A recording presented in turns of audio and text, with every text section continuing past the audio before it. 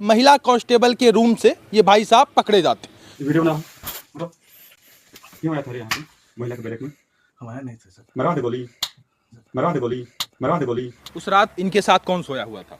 मेरा बच्चा सोया हुआ था 5 साल का, उसका तबीयत खराब था। हाँ। इस वजह से मेडिसिन लेकर इनको बुलाई थी मैं। हम सोए हुए हैं, कोई लड़की बगल में सोई है क्या? उनकी गंदी नज़र थी मेरे ऊपर भी। कई बार हमको संबंध बनाने के लिए बोले भी थे, जब हम मना कर दिए तो वो मेरे पीछे पड़ गए थे। ये उस वीडियो को देखने के बाद पहला सवाल ये आता है कि एक महिला पुलिस कांस्टेबल अपने डेरा पर एक लड़के को बुलाती है, रात में लड़का सोया पाया जाता है, पुलिस अधिकारी आते हैं। आते आते कपड़ा कैसे खोल दी?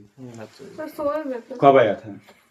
सही से बताओ। 10 बजे के आसपास। दूसरे दिन मेरे रूम पे इंस्पेक्टर सर, एसएचओ सर आते हैं और हमको आवेदन देने के लिए मजबूर करते हैं, टॉर्चर करते हैं। हाँ सर। क्या सोचे हैं? मतलब क्या सोचा है? मतलब क्या आवेदन दीजिएगा कि हम तो बोल दिए सर, आवेदन नहीं देंगे हम आपको, हमको जेल भेजना है, भेज दीजिए।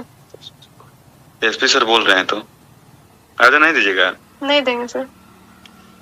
आप अभी सस्पेंड हैं। सस्पेंड है। अच्छा, पहला सवाल, आप पुलिस की छवि धूमिल कर रही थी और कहीं ना कहीं इससे तमाम लोगों के ऊपर उंगलियां उठेंगी और थाने की छवि धूमिल होगी कि महिला कांस्टेबल लड़के को बुलाती है, रात में लड़का सोया पाया जाता है। पहला सवाल। दूसरा सवाल ये उत्पन्न होता है कि आपका इनसे क्या रिश्ता है? सोशल मीडिया पर एक वीडियो वायरल होता है जिसमें पुलिस बल छापा मारती है और महिला कांस्टेबल के रूम से ये भाई साहब पकड़े जाते हैं। कहानी यहाँ से शुरू होती है। पूरा मामला क्या कुछ है विस्तार से आपको बताएंगे। कब की घटना है और कब रेड होता है? पुलिस की रेड में आप जो है, आपका वो वीडियो सर्कुलेट हो रहा है? जी जी, 28/1/2025 की घटना है। 28 तारीख के रात की हाँ। पूरा का पूरा वो वीडियो वायरल हुआ है सोशल मीडिया पर। अच्छा, 28 तारीख की रात का वीडियो है, सोशल मीडिया पर वायरल हुआ है। उसमें आप थे और उसमें आप थी। यस। आपका क्या नाम है? नूतन कुमारी। नूतन कुमारी। आप बिहार पुलिस में महिला कांस्टेबल? महिला कांस्टेबल, तो- दिगवाड़ा थाना पे असिस्टेंट के पद पर कार्यरत थी। अच्छा, तो आपके रूम में ये भाई साहब गए थे? हाँ। तो- मेरे बच्चे का तबीयत खराब था तो मैं इनको मेडिसिन लेकर के बुलाई हुई थी। अच्छा। और मुझे पूर्व से पता चल गया था कि इनके एनकाउंटर के लिए सब साजिश रच रहे हैं और या फिर झूठा केस में फंसाने का। हाँ। तो जैसे कि ये मेरे अच्छे दोस्त रहे हैं, इनका फैमिली से रिलेशन मेरा रहा, आना जाना रहा है। हाँ। तो मैं सोची कि मैं इनको सतर्क कर दूं। जब मैं कॉल की तो पता चला ये स्टेशन के पास अपने चाचा जी को छोड़ने के लिए आए हुए हैं।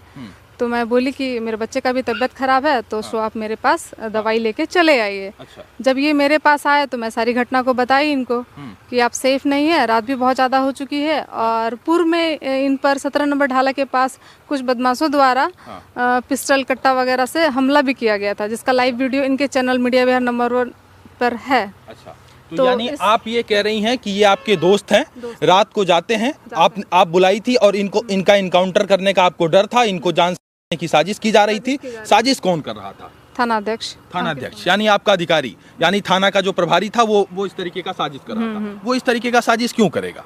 ये एक स्वतंत्र पत्रकार थे, जो भी गलत होता था उसका विरोध करते थे और भी बालू से रिलेटेड हो या कोई भी वीडियो हो ये बनाते थे। उनको डर था कि कहीं हमको भी एक्सपोज ना कर दें, बस इस वजह से। एक्सपोज कर दें। तो वो क्या किसी गतिविधि में संलिप्त थे आपके सीनियर अधिकारी?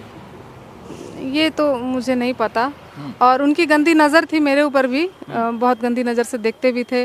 कई बार हमको संबंध बनाने के लिए बोले भी थे, जब हम मना कर दिए तो वो मेरे पीछे पड़ गए थे। तो यानी आप ये कह रही हैं कि आपके जो सीनियर अधिकारी थे वो बार बार जो है आपका टॉर्चर कर रहे थे, आपको कह रहे थे कि जबरदस्ती हमारे साथ शारीरिक संबंध बनाओ। शारीरिक संबंध। तो पता था कि मेरा डाइवोर्स चल रहा है, इसके आगे पीछे कोई नहीं है। अच्छा। बस इस वजह से। तो यानी आपके अधिकारी को ये बात पता थी कि जो है तलाक होने वाला है और जिसके कारण वो बार बार आपके ऊपर जबरदस्ती इस तरीके का दबाव बना रहे थे। दबाव बना रहे थे। तो इसकी शिकायत आप कहीं नहीं की? नहीं किए। हमको लगा कि मैं अकेली महिला हूँ, अपने बच्चे को लेकर रहती हूँ, ये सब पछड़े में पड़ने पर में भी हमको भी दिक्कत हो। वो सीनियर अधिकारी हैं, थोड़ा साइड ही रहते हैं, थोड़ा इग्नोर करते हैं, बस इस वजह से हम किसी को शिकायत नहीं किए। और उस रात में जब पुलिस वाले आते हैं तो आप आपत्तिजनक स्थिति में पाए जाते हैं? हाँ, नॉर्मल घर में लोग सोते कैसे हैं उसी स्थिति में हम सोए हुए थे। मैडम बुलाई, मैडम अपने कमरे में जब चली गई तो हम रिलैक्स होकर के सो गए। मैडम सवेरे उठती उससे पहले हम नॉर्मल हो जाते, फिर चले जाते। मैडम का कहना था कि आप अपने गांव वालों को सूचित कर दीजिए। अच्छा। और गांव घर में सूचना दीजिए कि ऐसा ये लोग सोच रहे हैं, अगर कुछ खुदा न खास्ता हो जाए तो ये अच्छी बातें नहीं है, आप यहाँ से हट जाइए, इनका कहना था। आज यहाँ रहिएगा तो सेफ रहिएगा। पुलिस ने आपके ऊपर कौन कौन सी धारा ऐड ऑन की है? 10 धारा लगा, जिसमें हम पुलिस को मारे हैं, हम निहत्था और बंदूकधारी हमारे सामने खड़े हैं, लगभग 10-12 लोग हमको घेरे हुए हैं और उस स्थिति में वो बोलते हैं कि बड़ी ज्ञान देता था, गोली मरवा दें, मरवा दे गोली, मरवा दे गोली, मरवा दे गोली। उस स्थिति में वीडियो वायरल हो रहा है और केस बनाया गया कि हम थाना प्रभारी को मारे हैं, महिला सिपाही रिंकू का सर फोड़ दिए हैं। क्या आप सच में ऐसा किए थे? साहब, उस स्थिति को देख करके आप समझ सकते हैं कि हम क्या कर सकते हैं। हम तो रिक्वेस्ट कर रहे हैं, हम रिक्वेस्ट करते हुए नजर आ रहे हैं वीडियो में, और ये सोचने वाली बात है। अभी देखिए, हम बाहर निकले और हमारे पत्रकार साथी जब हम जेल में थे तो उनको धमकाया जाता था, उनको बोला जाता था कि वही हश्र होगा जो अश्विनी का हुआ है, ज़्यादा काबिल नहीं बनना, नहीं तो जेल में ठेल दिए जाओगे। और अभी एक रिकॉर्डिंग वायरल हो रहा है, आपने सुना होगा, दर्शक भी सुने होंगे, जो कि बोलते हुए नजर आ रहे हैं कि या तो हमारे जेल में रहोगे नहीं तो अमेरिका भागोगे। जो भी केस में बनावटी बातें हैं, इनके तरफ से कोई बयान नहीं है, खुद के बयान पर केस है जिसमें हम सजा 25 दिन किए। पहले तो मुझे मजबूर किया जाता है। SHO सर और इंस्पेक्टर सर मेरे रूम पे आते हैं, इनको थाना पे ले जाने के बाद इनका PR लिखवाते हैं। PR लिखने के बाद इनको छोड़ा नहीं जाता है, बोले कि कल छोड़ेंगे। और दूसरे दिन मेरे रूम पे इंस्पेक्टर सर, SHO सर आते हैं और हमको आवेदन देने के लिए मजबूर करते हैं, टॉर्चर करते हैं। जब हम एग्री नहीं होते हैं तो फिर वो लोग चले जाते हैं 2 घंटे बाद। इसके बाद कुछ देर बाद हमको कॉल करते हैं, जिसका रिकॉर्डिंग मेरे पास है, जिसमें वो साफ साफ बोल रहे हैं कि मुझे कि तुम आवेदन नहीं दोगी नूतन, आवेदन देने के लिए मुझे मजबूर कर रहे हैं कि ताकि तुम छेड़छाड़ का इनके प्रति आवेदन, इनके खिलाफ आवेदन दो ताकि मैं केस करके इसे जेल भेज सकूं। क्या था वो रिकॉर्डिंग, जरा सुनवाइए। हाँ, सुनाती हूँ। हाँ सर। क्या सोचे हैं? मतलब क्या सोचा है? मतलब क्या आवेदन दीजिएगा कि हम तो बोल दिए सर, आवेदन नहीं देंगे हम आपको, हमको जेल भेजना है, भेज दीजिए। SP सर बोल रहे हैं तो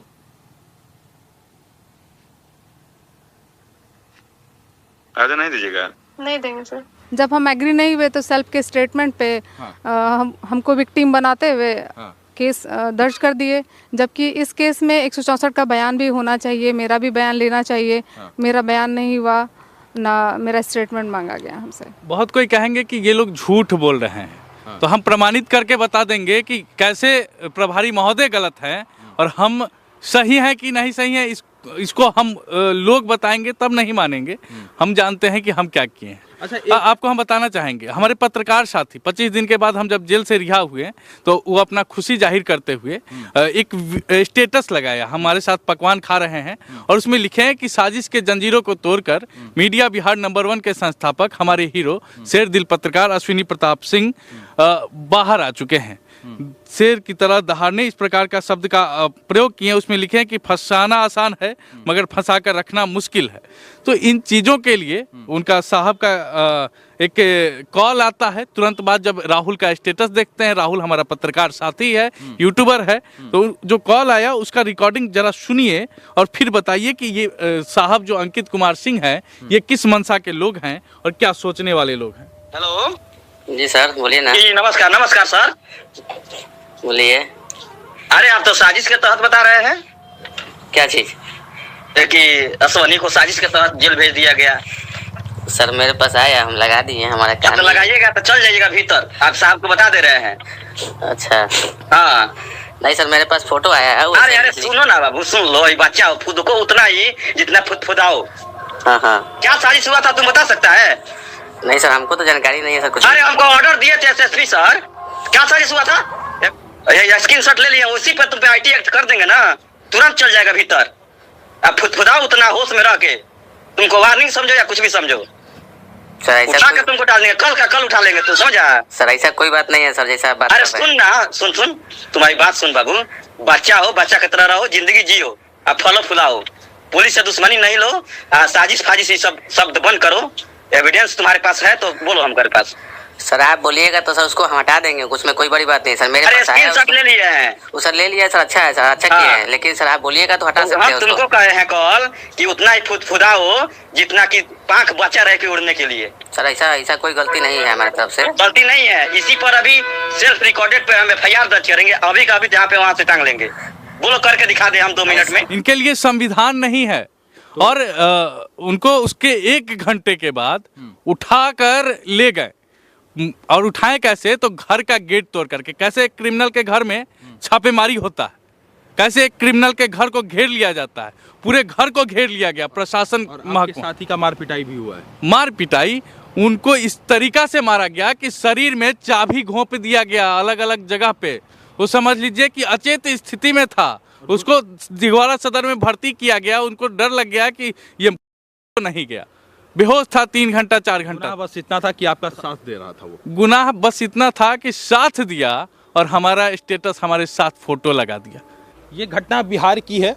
और बिहार में कौन सा जिला है आपका? छपरा जिला है, दिघवारा प्रखंड है और दिघवारा थाना है। दिघवारा थाना में महिला कांस्टेबल के पद पर तैनात थी और ये इनके दोस्त हैं।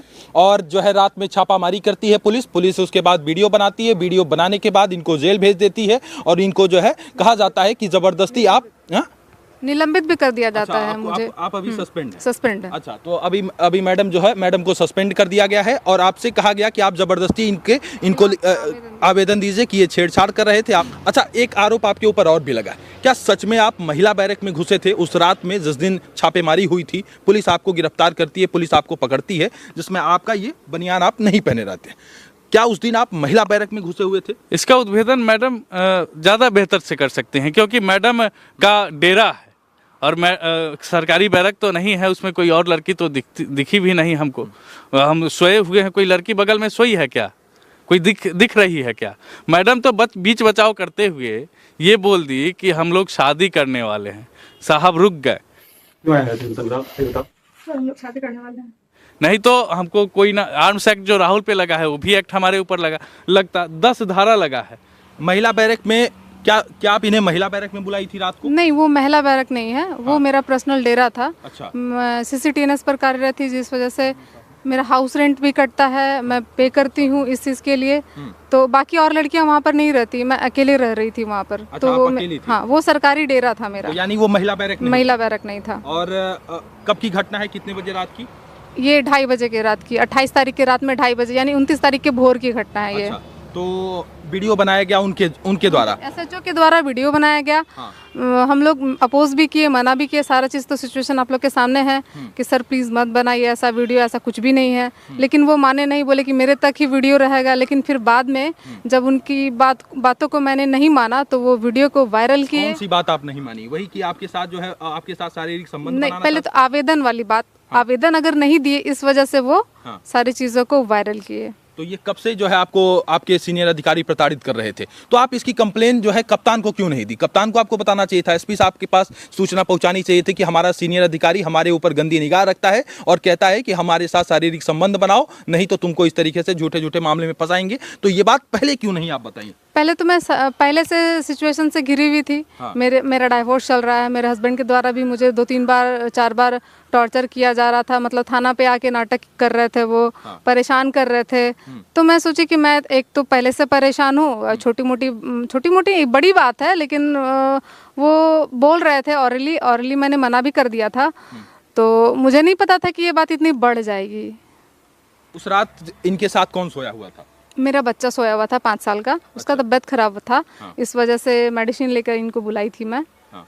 लेकिन इस पूरी बात को सामने रखने के बाद एक पक्ष आपकी तरफ से आ रहा है कि ये पत्रकार हैं और आपके जो है सीनियर अधिकारी आपके साथ संबंध बनाना चाह रहे थे, जिसका आपने विरोध किया और विरोध करने के बाद आप दोनों को फंसाया गया। इनकी बात समझ में आती है कि चलिए ये जो है उनका जो है विरोध किए होंगे किसी काम को लेके, जैसा कि आप बता रहे हैं कि ठेका वगैरह जो है बालू माफिया का तमाम जो है आप आवाज उठा रहे थे। चूंकि एक पत्रकार है, आप उस वीडियो में जो उनका टोन सुन रहे हैं, फिर राहुल का जो टोन सुन रहे हैं, राहुल को जो धमकाया जा रहा है, कहीं ना कहीं माफियाओं का संरक्षण इनको मिला है, तभी इस अंदाज में है साहब। तो आप मानते हैं झूठे केस में आप लोगों को फंसाया जा रहा है? बिल्कुल झूठा केस है सामने, केस जिस मतलब विक्टिम मुझे बनाया गया, लेकिन मुझे कोई अपोज ही नहीं है।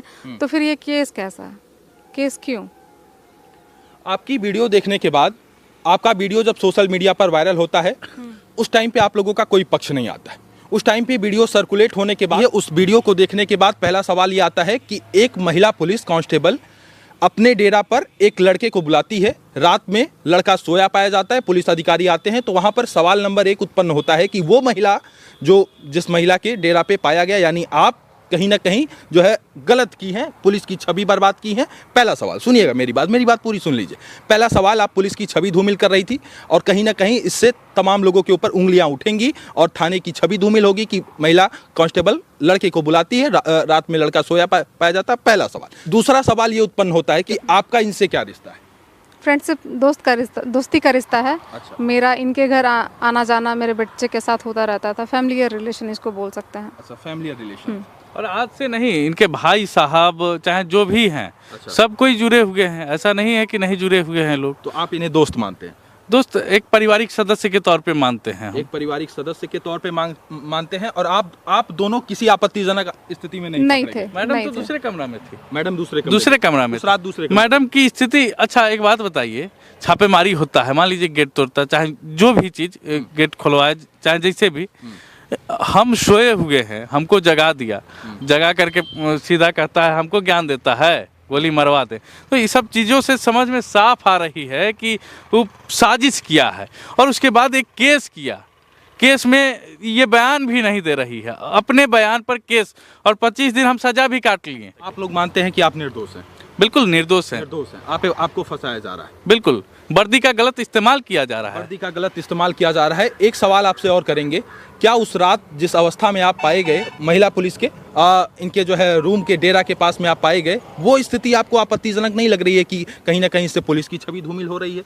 देखिए, पुलिस की छवि और आप उस रात को जो है वहाँ रुके हुए थे, वहाँ पे क्या मजबूरियाँ थी? ये कह रही हैं कि आपका इनकाउंटर कर। अच्छा, एक बात बताइए, वो इनका टसन निकालने के लिए वीडियो शेयर कर दी, पुलिस का चेहरा धूमिल।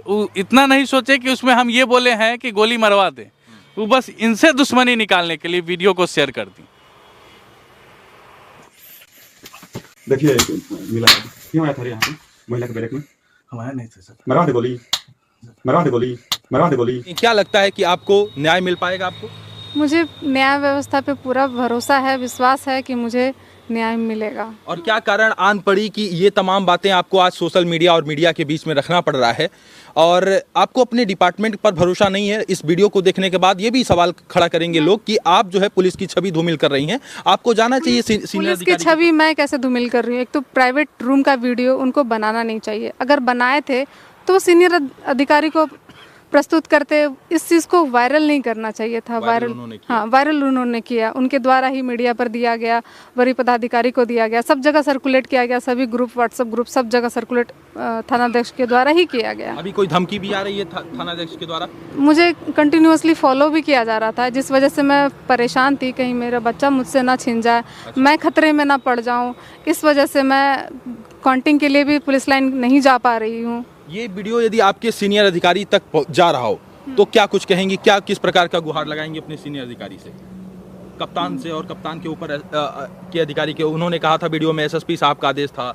जो भी हो, निष्पक्ष फैसला होना चाहिए, जो सच्चाई है सामने आना चाहिए, निर्दोषों को ना फंसाया जाए, जबरदस्ती ऐसा केस बनाकर किसी के ऊपर लांछन ना लगाया जाए। अच्छा, आपको किसी को मजबूर ना किया जाए, किसी को परेशान ना किया जाए, किसी को अब्यूज ना किया जाए। क्या आपको नहीं लगता कि उस प्रकार का वीडियो जो वायरल हुआ उसमें पूरी तरीके से आपकी छवि मटिया मेट कर दी गई? इनकी भी छवि मटिया मेट कर दी गई, और आप दोनों की स्थिति कि मैं कहीं मुंह दिखाने लायक नहीं। मुझे डर लगने लगा था, मुझे अच्छा नहीं लग रहा था कि मैं किसी के सामने कैसे जाऊं। सभी लोग गंदी नज़र से देख रहे हैं कि यही लड़की है, थोड़ा गंदा फील होता है, अच्छा नहीं लगता है।